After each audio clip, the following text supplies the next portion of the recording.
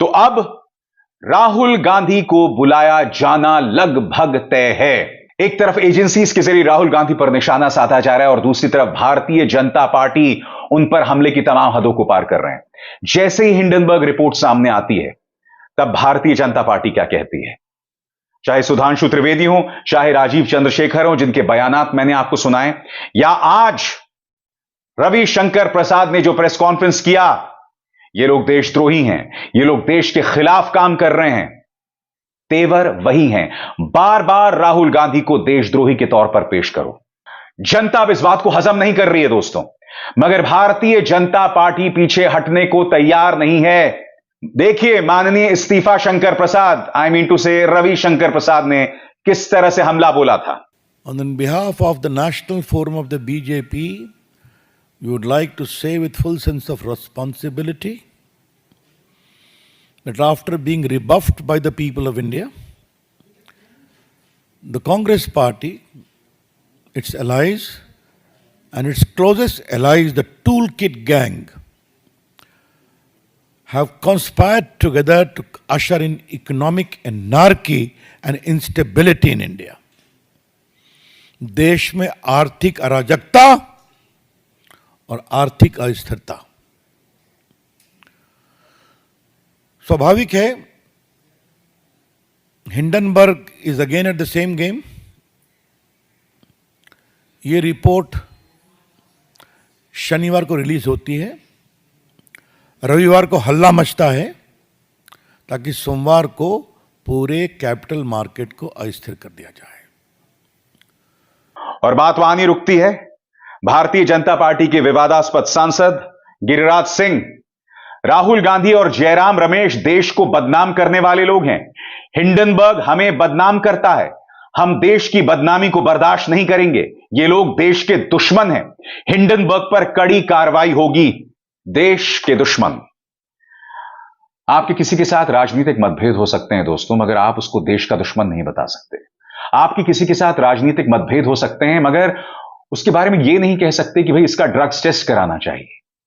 तमाम हदों को पार कर रहे हैं भाजपा के नेता, हमले की तमाम हदों को पार कर रहे हैं और यह नहीं समझ रहे हैं कि इससे राजनीति हर गुजरते दिन के साथ बद से बदतर होती जा रही है। आप जो अपने कट्टर भक्त हैं, उनके अंदर इतना जहर, इतनी नफरत भर रहे हैं राजनीतिक प्रतिद्वंद्वियों के लिए। आज की तारीख में भाजपा का अंधभक्त जो है वो मान के चलता है कि राहुल गांधी देशद्रोही है। वो ये मान के चलता है कि उसकी साठगांठ देश विरोधी ताकतों के साथ है, चाइना के साथ, पाकिस्तान के साथ वो साजिश रच रहा है। आपकी स्क्रीन पर यह है भाजपा की सांसद नहीं, मैंने ट्रोल मानता हूं, कंगना रनावत। इनका एक और बयान आया है। क्या बयान दे रही है, बहुत खतरनाक है।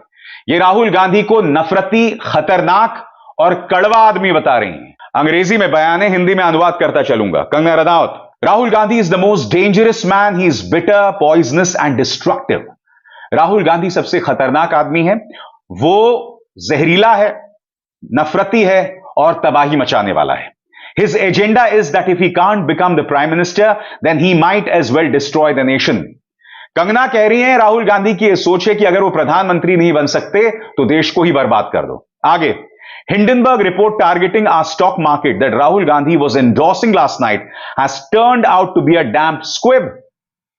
वो कह रहे हैं कि हिंडनबर्ग रिपोर्ट जो है वो खोदा पहाड़ निकली चूहिया निकली, जहां पर साफ तौर पर कॉन्फ्लिक्ट ऑफ इंटरेस्ट दिखाई दे रहा है। जिस मामले की आप जांच करने को नहीं तैयार हो, उसको लेकर इस तरह की बातें।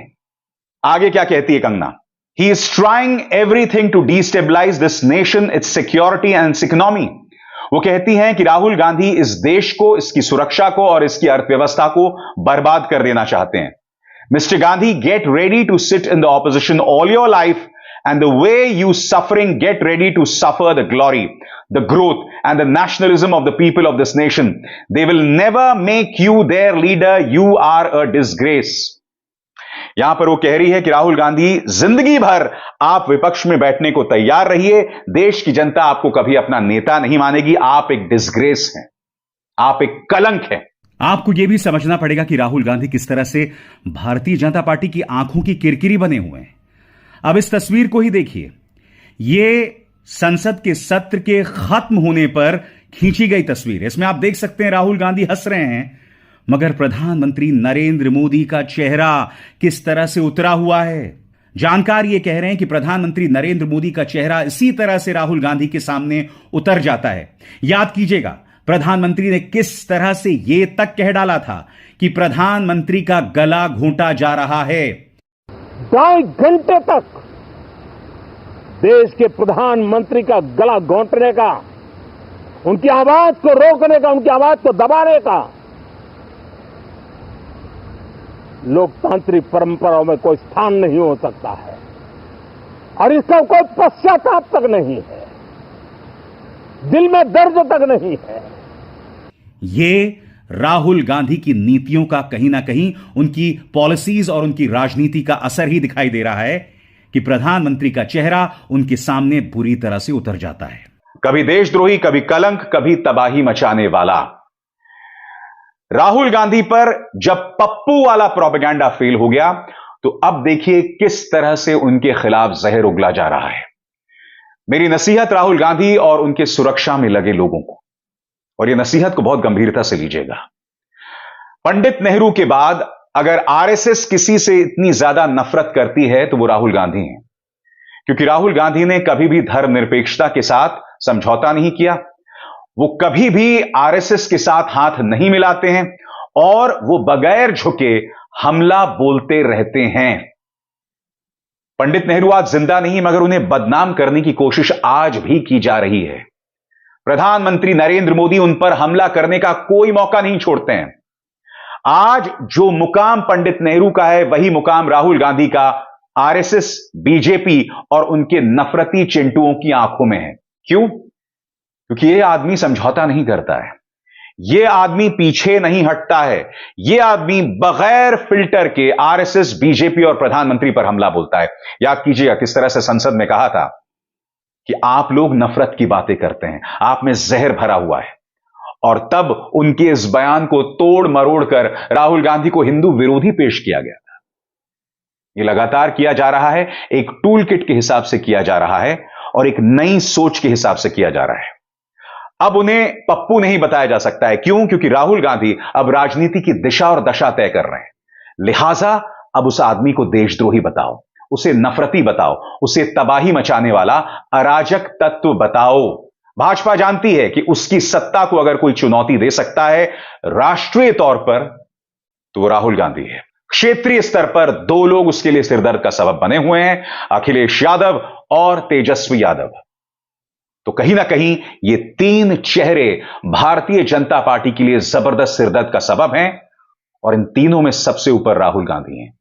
इसीलिए कंगना रनावत, इसलिए गिरिराज सिंह, इसलिए रविशंकर प्रसाद, सुधांशु त्रिवेदी, राजीव चंद्रशेखर राहुल गांधी के लिए जहर उगल रहे हैं और समानांतर तौर पर एजेंसीज उनसे पूछताछ कर रही हैं। यह है सारा टूल किट दोस्तों।